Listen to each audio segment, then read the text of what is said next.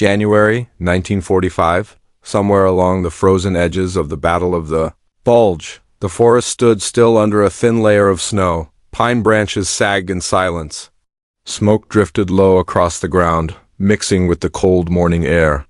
The battle had passed through here only hours before, leaving behind spent casings, broken equipment, and men too exhausted to move.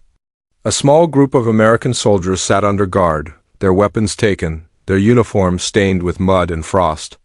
Across from them, a German officer stepped forward, his boots pressed firmly into the snow, his posture rigid, controlled.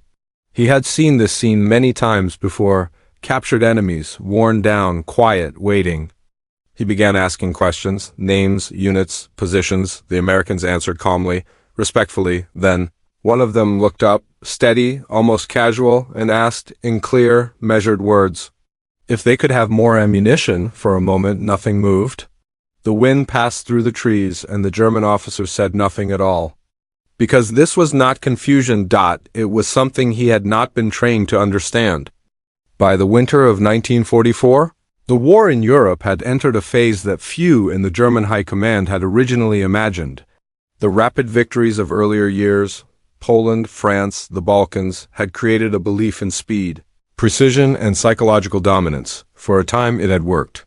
Enemy formations collapsed quickly. Surrenders often came in waves. The image of German efficiency had become a weapon of its own. But by June 1944, that image began to fracture.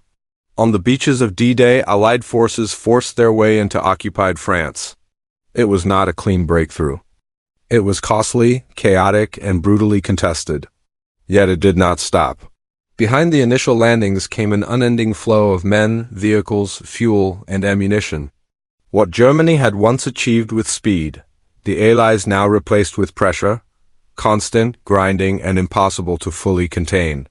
As the front expanded across Normandy and into the French countryside, German units found themselves fighting a different kind of war. Not one of swift encirclements and decisive victories, but of slow withdrawals, defensive stands, and increasing strain on already depleted resources. By late summer, Paris had fallen. Allied armies pushed eastward, toward the German border. The Wehrmacht, once an instrument of offensive precision, was now being forced into reactive defense across a widening front. Then came the ARDENNES. In December 1944. Germany launched a final major offensive, an attempt to break the Allied lines in the forests and hills of Belgium and Luxembourg. The goal was ambitious: split the Allied forces, capture Antwerp, and force a negotiated peace. It was a plan rooted in the logic of earlier successes: surprise, speed, and shock. This was the beginning of the Battle of the Bulge. At first, the attack achieved partial surprise. American units in the region were caught off guard. Some were inexperienced. Others were stretched thin across quiet sectors of the front. German armored columns pushed forward, exploiting gaps, surrounding positions, and creating confusion. To German officers on the ground, this felt familiar. Encircled enemy units had historically behaved in predictable ways: disorganized resistance, attempts to break out, eventually surrender. Exhaustion would set in. Ammunition would run low. Morale would fracture. This pattern had repeated itself across multiple campaigns since 1939. It was not arrogance alone, it was experience, yet the Ardennes did not unfold as expected. American units, even when surrounded, often held their ground longer than anticipated. Small groups resisted beyond what German officers considered rational. Communication lines were disrupted, supplies uncertain, weather brutal, yet cohesion remained. Even more striking was the tone of these encounters. Captured soldiers did not always reflect the psychological collapse that German doctrine had come to expect. They were tired, yes, cold, certainly, but not broken in the way previous enemies had often been. Their responses during interrogation were measured. Their posture, even in defeat, carried a kind of quiet steadiness. This was not universal. War never produces a single pattern, but it appeared often enough to be noticed. German officers, trained to read the mental state of their opponents, began to encounter something unfamiliar. The usual indicators, desperation, fear, resignation, were not always present. Instead, There was discipline, routine, even, at times, an undercurrent of confidence that seemed out of place given the circumstances. It created small moments of hesitation, moments where expectation and reality did not align. Because the German system of warfare had always relied, in part, on breaking the enemy's will. Speed and shock were tools designed not just to destroy, but to disorient, to convince the opponent that resistance was futile. But what happens when the opponent does not respond as expected, when capture does not produce silence, and exhaustion does not erase composure? By the final months of 1944, these questions were no longer theoretical. They were being asked in forests, villages, and roadside checkpoints across the Western Front, and in those brief, quiet exchanges between captor and captured. Something subtle was beginning to shift. Something that could not be measured in territory or numbers alone. To understand those quiet moments on the Western Front, it is necessary to look beyond the battlefield itself, into the structure, culture, and systems that shaped the soldiers standing there. By 1944, the United States Army was not just a fighting force. It was part of an industrial and logistical machine operating on a scale the world had never seen. What landed in Normandy after D-Day was only the visible edge of something much larger, a continuous flow of supply that stretched across the Atlantic Ocean. Ships arrived daily. Fuel, food, medical supplies, spare parts, and above all, ammunition. Crates stacked upon crates, unloaded, sorted, and sent forward through a growing network of roads, depots, and transport units. Even under constant pressure, this system adapted, rerouted, and kept moving. For the average American infantryman, this created a reality that was fundamentally different from many of their opponents. A soldier at the front might not always have immediate access to everything. Battles disrupted lines. Weather delayed movement. But there was a deep, almost unspoken certainty. Supplies existed and they were coming. If not today, then tomorrow. If not here, then a few miles back. This certainty shaped behavior. It allowed soldiers to think beyond the immediate moment of survival. Ammunition was not seen as a final, dwindling resource, but as something that could be replenished. Weapons were tools to be used assertively, not conserved in fear of running empty forever. On the other side, German units were increasingly operating under constraints that grew tighter with each passing month. Fuel shortages limited mobility. Ammunition had to be carefully rationed. Replacement equipment became less consistent. By late 1944, even experienced formations were feeling the cumulative effects of years of war, stretched supply lines, and sustained Allied pressure. This contrast was not always visible in a single engagement, but over time it created two very different mental landscapes. For many German soldiers, particularly in the final year of the war, there was an awareness, sometimes unspoken, that resources were finite, and that the margin for error was shrinking. Every round fired carried weight. Every loss was harder to replace. For American forces, the equation was different. Training reinforced aggression within structure. Soldiers were taught to move forward, to engage, to maintain pressure. Firepower was not just a support element, it was central to doctrine. Combined arms coordination, artillery support, and air power created an environment where infantry units operated with a sense of backing that extended beyond their immediate position. This did not eliminate fear, it did not remove danger, but it created a framework where confidence could exist even under extreme conditions. Another factor shaped this mindset: rotation and replacement systems.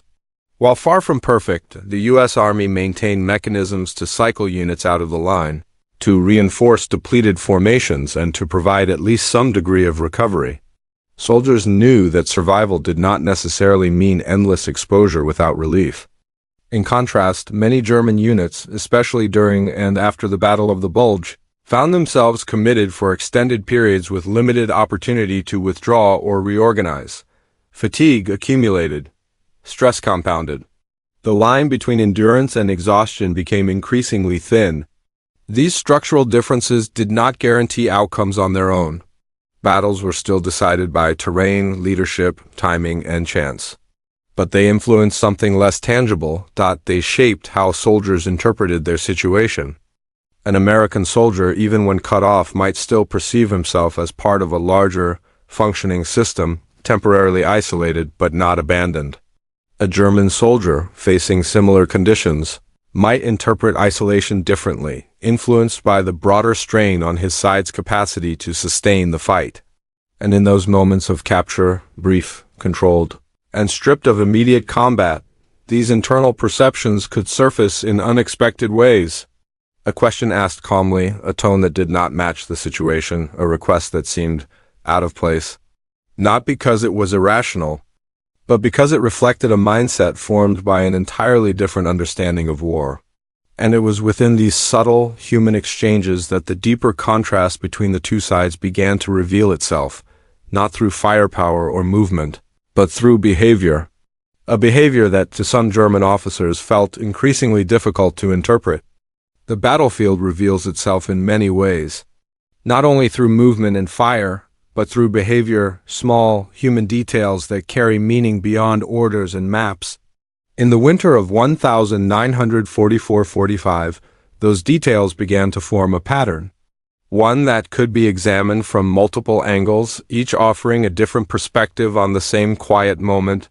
In most armies, capture marked a clear psychological boundary. The weapon was gone. The unit was gone. Control had shifted entirely to the enemy. Historically, this moment often produced visible changes: lowered posture, hesitation, silence. Not always out of fear alone, but from the abrupt transition between action and powerlessness. Yet on parts of the Western Front, this transition did not always follow the expected pattern.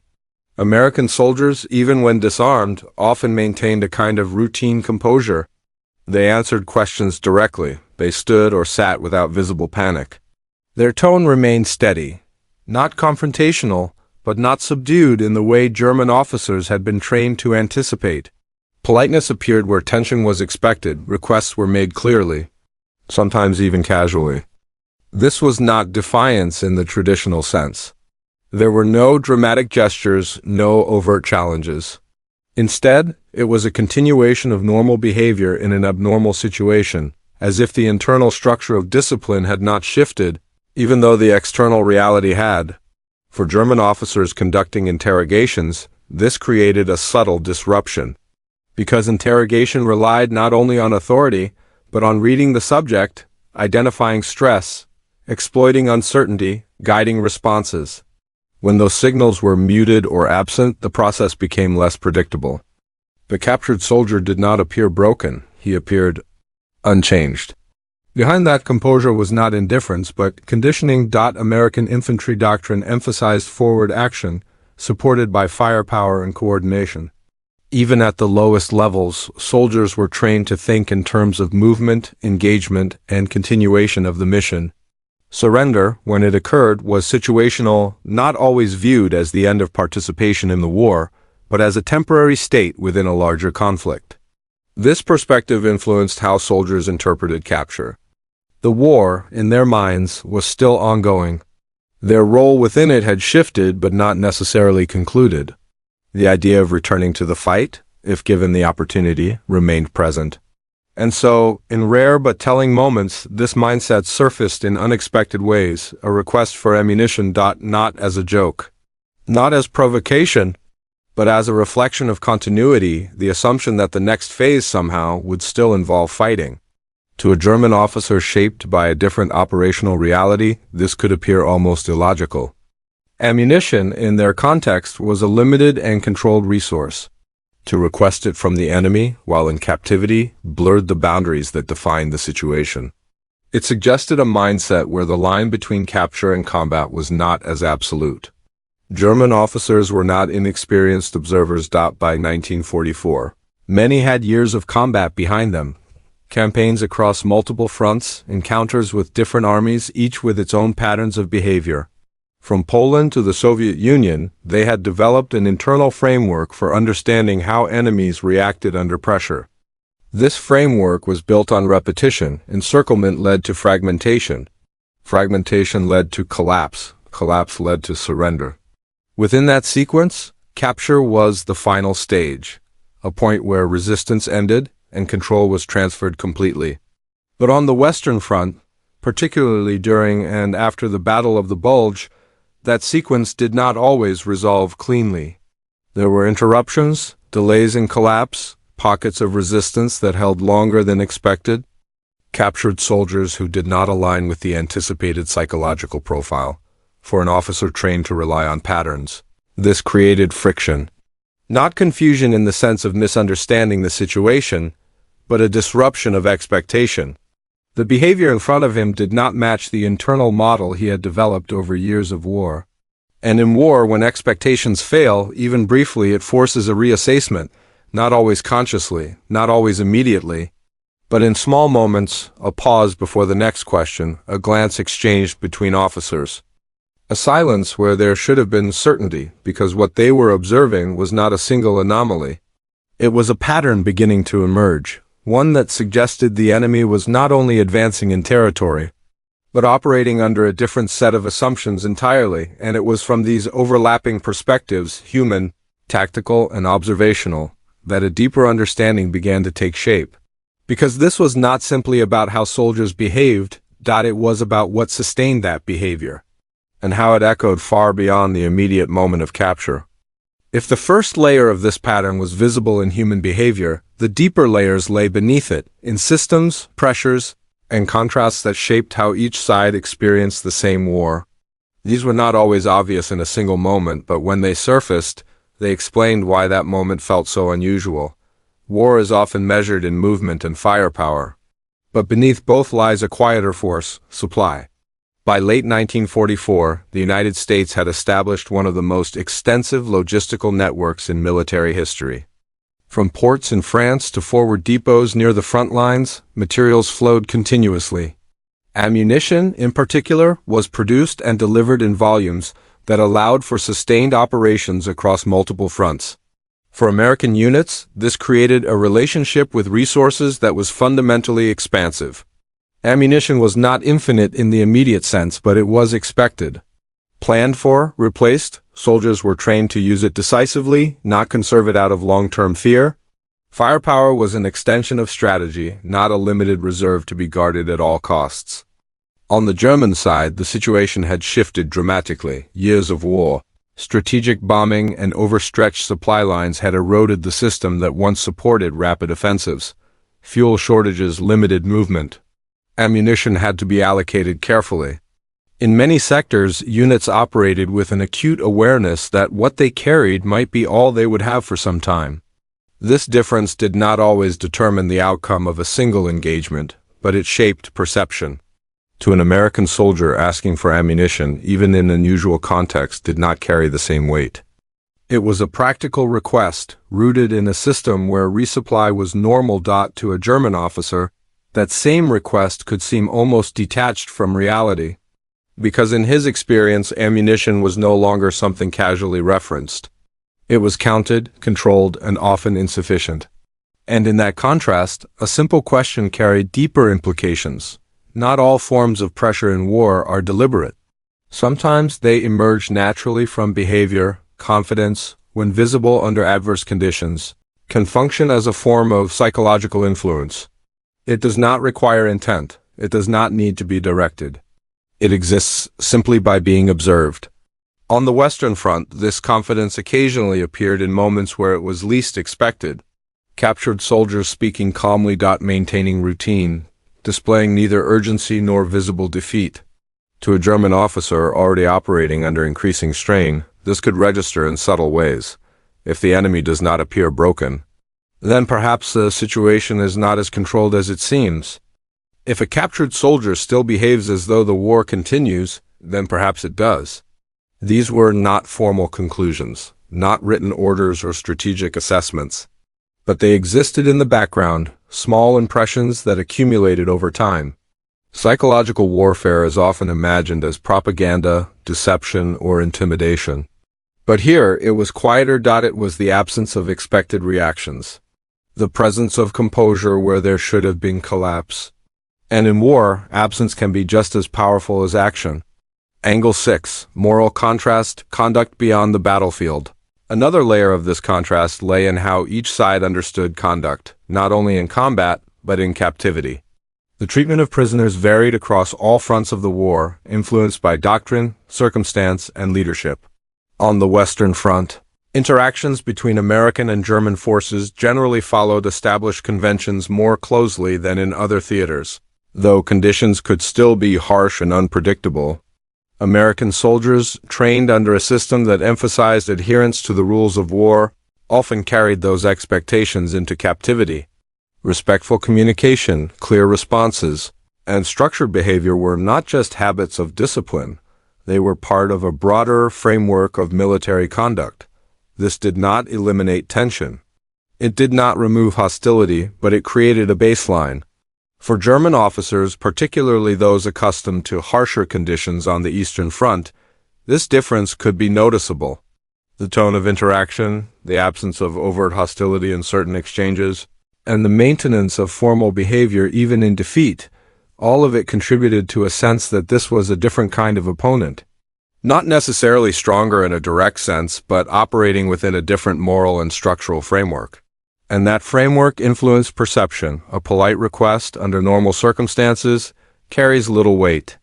But in war, in the aftermath of combat, across the divide of capture, it becomes something else. It becomes a signal, not of surrender, but of continuity. These angles, logistics, psychology, and moral structure, did not exist in isolation. They overlapped, reinforced one another, and surfaced in brief, almost unnoticed exchanges. A question asked calmly, a response delayed by silence, and in that silence something began to shift. Because eventually there comes a moment in every conflict when patterns stop aligning, and reality forces itself into focus. December 1944. The forests of the Ardennes were no longer quiet. Snow fell steadily across broken roads and shattered tree lines. Columns moved through narrow clearings. Engines struggled in the cold. Communication lines flickered in and out, stretched thin across a battlefield that had expanded faster than either side could fully control. The German offensive, the opening phase of the Battle of the Bulge, had achieved what it was designed to do: surprise. American units, positioned in what had been considered a relatively quiet sector, were suddenly under pressure from multiple directions. Roads became contested. Supply lines were disrupted. In several areas, formations found themselves cut off, isolated pockets surrounded by advancing German forces. For German commanders, this was the moment where experience suggested a predictable outcome. Encirclement would tighten. Resistance would falter. Captures would follow, and in many places they did. Small groups of American soldiers were taken after hours, sometimes days, of holding positions under increasingly difficult conditions. Ammunition ran low. Temperatures dropped. Medical support became limited or non-existent. The environment itself became an additional adversary. It was in these moments, after the fighting paused, that the encounters began. A road cleared just enough to move prisoners, a farmhouse repurposed as a temporary holding point, a tree line where guards and captured soldiers stood within a few meters of one another, separated only by circumstance. German officers moved through these spaces with purpose. They had questions to ask, information to gather, units to identify, positions to map. Even in the middle of an offensive, intelligence remained critical. Every captured soldier represented a potential source of clarity in an otherwise fragmented battlefield. The process was methodical. Names, rank, unit designation, standard procedure. But within that structure, something began to feel inconsistent. The Americans did not always match the expected profile of recently captured troops. They were exhausted, that was clear. Their uniforms carried the signs of prolonged exposure. Some showed the strain of cold and fatigue in their movements. But the anticipated psychological collapse was not always present. Answers came steadily, voices remained controlled, there was no open defiance. No refusal to cooperate within the limits required. But there was also no visible unraveling. And then, in certain moments, rare but repeated enough to be remembered, the interaction shifted. A pause between questions, a soldier looking up, meeting the officer's gaze not with challenge, but with a kind of steady awareness. And then, a request. Not for leniency. Not for medical aid, not even for immediate release, but for ammunition. The phrasing varied. The context changed. Sometimes it came with a tone of dry practicality. Other times with a faint trace of something that could be interpreted as restrained humor. But the core of the request remained the same. More ammunition. For a German officer standing in that moment, the request did not fit. It disrupted the structure of the interaction, because the situation, as understood through years of experience, had a defined logic. The captured soldier had transitioned from combatant to prisoner. The exchange that followed was part of that transition, controlled, predictable, contained. But this request suggested something else. It implied that the transition was incomplete. That the captured soldier, at least internally, had not fully shifted from one state to the other. That the possibility of returning to combat, however unlikely, was still present in his thinking. The officer could respond in several ways: dismiss it, ignore it, interpret it as a misunderstanding. But in that brief moment before any response, there was often a pause, a silence that did not come from uncertainty about procedure, but from the need to reconcile expectation with reality, because the request itself was not the point. It was what the request represented, a mindset where the war had not ended, even in captivity. A perspective where resources were assumed to exist, even when they were out of reach. A form of discipline that remained intact, independent of immediate circumstances. These were not dramatic confrontations. There were no raised voices, no visible reactions that would stand out in official reports. Most of these moments passed quickly, absorbed back into the routine of war, but they left impressions, and those impressions accumulated. Across different units, different locations, different officers encountering variations of the same behavior. It began to form a quiet realization, not immediate, not fully articulated, but present. Because if the enemy, even when surrounded, even when captured, still behaved as though the fight continued, then the assumptions underlying the entire operation required reconsideration. And in the cold stillness of those brief exchanges, that realization began to take shape, not through orders or reports, but through something far more subtle: observation. As the offensive pushed deeper into the Ardennes, the initial momentum began to slow. Roads narrowed, weather worsened. The same snow and fog that had concealed the German advance now worked against it. Supply columns struggled to keep pace. Fuel shortages became more acute. Units that had moved forward with speed now found themselves constrained, not by enemy resistance alone, but by the limits of their own logistics. At the same time, American forces began to stabilize. Reinforcements moved in. Air support, once grounded by weather, gradually returned. Artillery positions were re-established. What had been a fragmented response started to take on structure. Isolated pockets linked back into a broader defensive line. And within this shifting balance, the earlier encounters, those brief, quiet exchanges between captor and captured, began to take on a different meaning. They were no longer isolated impressions. They aligned with what was happening across the battlefield. American units, even after being pushed back or surrounded, were reappearing in the fight. Positions that had been assumed neutralized were once again active. Resistance did not dissolve, it reformed. For German officers, this created a growing tension between expectation and reality. The offensive had been designed on a familiar principle: breakthrough. Disrupt and force collapse before the enemy could reorganize. It had worked before against opponents who could not recover quickly enough to reestablish cohesion. But here, recovery was happening faster than anticipated, and the behavior observed in captured soldiers now seemed less like anomaly, and more like indication. Indication of a system that could absorb disruption without breaking, indication of a mindset that did not equate temporary defeat with final loss. Reports from the front began to reflect this indirectly, not always in explicit terms but in tone.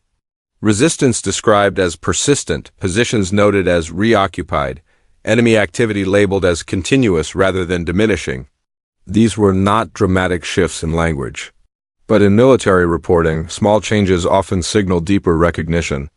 The realization, when it formed, was not sudden. It did not arrive in a single moment of clarity. It emerged gradually, shaped by repeated experience. A pattern seen once could be dismissed, seen twice. It raised questions. Seen across multiple sectors, it demanded acknowledgement. The American soldier, whether advancing, holding, or even captured, was operating within a framework that allowed the fight to continue beyond the immediate engagement. This was not simply a matter of morale, it was structural. Backed by supply, reinforced by doctrine, supported by coordination that extended far beyond the front line. Even when individual units were cut off, the system behind them remained intact. And that system was beginning to reassert itself. For German commanders, the implications were significant because the offensive depended on time. Time to advance, time to exploit confusion, time to force a decisive shift before the enemy could respond. But time was no longer on their side. Every hour that passed allowed American forces to regroup, resupply, and reinforce. The initial shock, so critical to the plan, began to lose its effect. The window of opportunity narrowed. And within that narrowing window, the earlier moments, the calm responses, the unexpected requests, the absence of visible collapse, took on a new weight. They were not isolated behaviors. They were reflections of a larger reality. A reality in which the opponent could endure disruption without disintegration. By early January 1945, the trajectory of the offensive had become clear. The advance stalled, counterattacks intensified, the front line began to stabilize, then push back. German units, already stretched, were forced into defensive positions. Withdrawal replaced advance. The initiative, briefly seized, began to slip away, and with it, something less tangible also shifted. Confidence, not in immediate, visible collapse, but in a gradual erosion. Because war is not only fought with weapons and movement. It is also fought with expectation, the belief that a plan will unfold as intended, that the enemy will respond in predictable ways, that outcomes can be shaped through experience and calculation. When those expectations begin to fail, even in small ways, it creates space for doubt. Not always spoken, not always recorded, but present in hesitation, in reassessment in the quiet recognition that the opponent is not behaving as anticipated. And in that recognition, the silence of those earlier moments, the pause after an unexpected request, the brief inability to respond, becomes something more than a passing detail. It becomes a signal. A signal that the balance, once assumed to be understood, is no longer fully within control. By January 1945, the last momentum of the Battle of the Bulge had faded. What remained was not the breakthrough that had been planned, but a battlefield marked by loss, exhaustion, and missed opportunity. The German advance had been halted. The salient, the Bulge, the Allied line, was gradually compressed as American and Allied forces pushed inward from both sides. The forest that had once concealed movement now revealed the cost. Abandoned vehicles, frozen equipment, positions hastily constructed, then left behind. For German units, the transition from offensive to defensive was immediate and unavoidable. Fuel shortages worsened. Ammunition, already limited, became even more difficult to distribute effectively. The initiative had shifted, and with it, the tempo of the war. American forces, reinforced and reorganized, began to advance. Not with the rapid breakthrough of earlier campaigns, but with steady, coordinated pressure. Artillery support returned in strength. Air power, no longer grounded by weather, reappeared overhead. Supply lines, disrupted during the initial phase of the offensive, were restored and expanded. The system held, and now it moved forward again. Across the Western Front, German positions were increasingly forced into retreat. Defensive lines were established, then tested, then pushed back. The pattern repeated, not as a collapse in a single moment, but as a continuous contraction of space. Within this broader movement, the human dimension of the war remained present. Captures continued, interrogations continued, brief encounters between opposing soldiers continued. But the tone of these interactions began to shift subtly. German officers, now operating under greater pressure, approached these moments with a different awareness. The earlier experiences, the unexpected composure, the unusual requests, the absence of clear psychological defeat had not been forgotten. They lingered, not always at the forefront of thought, but present enough to influence perception. A captured soldier was no longer assumed to represent the end of resistance for his unit. Information gathered during interrogation was weighed against a growing understanding that the enemy's capacity to recover remained strong. Assumptions became more cautious. Expectations less certain. At the same time, surrender patterns on the German side began to change. As Allied forces advanced closer to Germany itself, the strategic situation became increasingly clear. The possibility of reversing the course of the war diminished with each passing week. Units that had once fought with the expectation of eventual stabilization now faced a different reality. Encirclement, when it occurred, carried a different meaning. For some, it still meant resistance to the end. For others, it meant calculation, an assessment of survival, of remaining options, of what continued fighting would achieve. Surrenders became more frequent in certain sectors, not uniform. Not universal. But noticeable. This shift did not stem from a single cause. It was the result of accumulated pressure, military, logistical, and psychological. The steady advance of Allied forces, the loss of territory, the strain on resources, and the growing awareness that the broader system sustaining the German war effort was under irreversible stress. And within that environment, the earlier moments, those brief, quiet exchanges, took on a different significance. They were no longer just observations of unusual behavior. They became part of a larger understanding. An understanding that the opponent was not only advancing in strength, but maintaining cohesion in ways that made rapid collapse unlikely. For German officers on the ground, this realization did not always lead to immediate change in action. Orders still had to be followed. Positions still had to be held, but it influenced perception. And perception in war shapes decision-making over time. Because once an opponent is understood to be resilient, not just in numbers but in mindset, every engagement is viewed differently. Every delay carries weight. Every loss of ground feels more permanent. And in that shifting perception, the silence that had once followed an unexpected request did not disappear. It remained, carried forward into each new encounter, each new decision, each new moment where expectation met reality and no longer aligned as it once had. When the war in Europe finally came to an end in May 1945, the battlefield fell silent in a way it never had before. The movement stopped. The lines dissolved. What remained were memories, fragmented, personal, often shaped by moments that had seemed insignificant at the time. Among German officers and soldiers who survived, post-war reflections revealed a gradual shift in how they understood the final phase of the conflict. Official reports had focused on operations, losses, and outcomes. But personal accounts, letters, interviews, memoirs, often captured something else: impressions, moments where expectation had not matched reality. Encounters that, at the time, had seemed minor, but later stood out with unusual clarity. On the Western Front, particularly in the months following the Battle of the Bulge, some of these reflections pointed toward a growing awareness of disparity, not only in material strength, but in structure and mindset. German officers had been trained within a system that valued precision, discipline, and operational efficiency. For much of the war, that system had delivered results. But by 1944-45, it was operating under increasing constraints. Resources were limited. Time was limited. Strategic flexibility was narrowing. In contrast, the Allied system, and especially that of the United States, appeared, in retrospect, to function with a level of continuity that proved difficult to disrupt. This continuity was not just visible in large-scale operations. It appeared in smaller ways. In how units reorganized after being scattered. In how supply lines were restored after disruption. In how individual soldiers maintained a sense of role even when separated from their formations. These observations did not always emerge as formal conclusions. They appeared in recollections, descriptions of encounters, brief mentions of behavior that seemed unusual at the time, but meaningful in hindsight. A captured soldier who did not appear defeated, a conversation that felt unexpectedly routine, a request that did not fit the situation yet reflected a deeper assumption.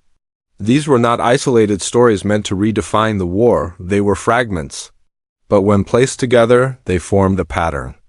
A pattern that suggested the difference between the two sides was not solely measured in numbers or equipment, but in how each system sustained its people, materially, structurally, and psychologically. Military historians, examining these accounts in the decades that followed, often pointed to this disparity as one of the defining characteristics of the Western Front in the final year of the war. Not because it determined every outcome, but because it influenced how the war was experienced at the human level.